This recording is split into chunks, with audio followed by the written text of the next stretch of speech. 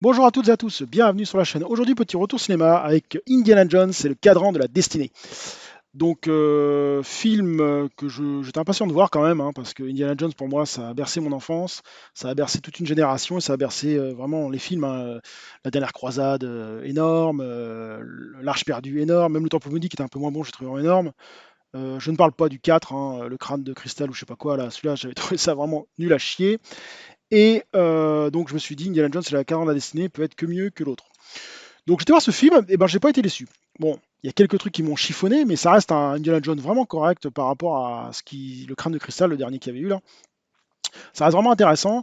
J'ai bien aimé tout le. Alors, je vais pas trop. Je vais d'abord commencer avec une partie sans spoil et une partie avec un petit peu spoil quand même, parce que j'ai des trucs à dire. Alors si je prends la partie sans spoil, donc il y a pas mal d'action. Pas mal de choses intéressantes.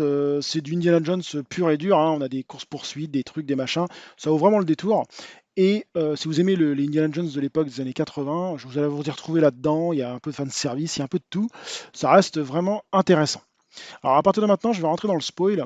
Alors le spoil, je vais y aller direct. Après, des petites choses qui m'ont dérangé quand même. Je trouvais que les méchants, enfin, je m'attendais, il y a un méchant qui était hyper balèze, là, hyper grand, hyper puissant, et je m'attendais à ce qu'il se batte contre Indiana, quoi. Et là, non, non, il meurt bêtement attaché à une grille sous l'eau. Je trouvais ça un peu débile.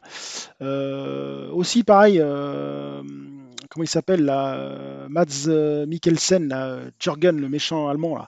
Lui, c'est pareil, pendant le film, au début, il se prend un truc avec le train, une sorte de truc dans la tronche. Il devrait être mort. Il devrait être mort ou avoir une cicatrice. Il revient 20 ans plus tard, comme si de rien n'était, voilà quoi. Et après aussi, ce qui m'a dérangé, c'est le côté Indiana Jones qui se fait tirer dessus, il craint rien, voilà. Bon, bah, dans les autres, c'est un peu comme ça, mais là, voilà, c'est un peu exagéré. Et aussi, ce qui m'a un peu dérangé, c'est le final. Le final, franchement, c'est de trop. C'était vraiment de trop parce que le problème, c'est que j'aurais aimé qu'ils laissent une supposition que c'était possible, mais qu'ils n'aillent pas jusque-là. Euh, pour ceux qui ont vu le film, bien sûr, hein, ils rentrent dans au temps des Romains, là. Ils arrivent en avion, machin, avec enfin, et Indiana Jones qui dit, mais non, mais je vais rester là, je vais pas bouger, machin. Puis après, il retourne chez lui. Cette fin-là, je l'ai trouvé vraiment pas tip-top, quoi. Je m'attendais vraiment à des choses beaucoup mieux que ça. Et je m'attendais plutôt à quelque chose qui suppose que ça peut arriver, ça peut exister, mais qu'ils n'aillent pas jusqu'à rentrer dans le temps. Mais à part ça, ça reste un bon film. J'ai passé un agréable moment à le revoir. Je le reverrai sûrement pour me refaire un autre avis.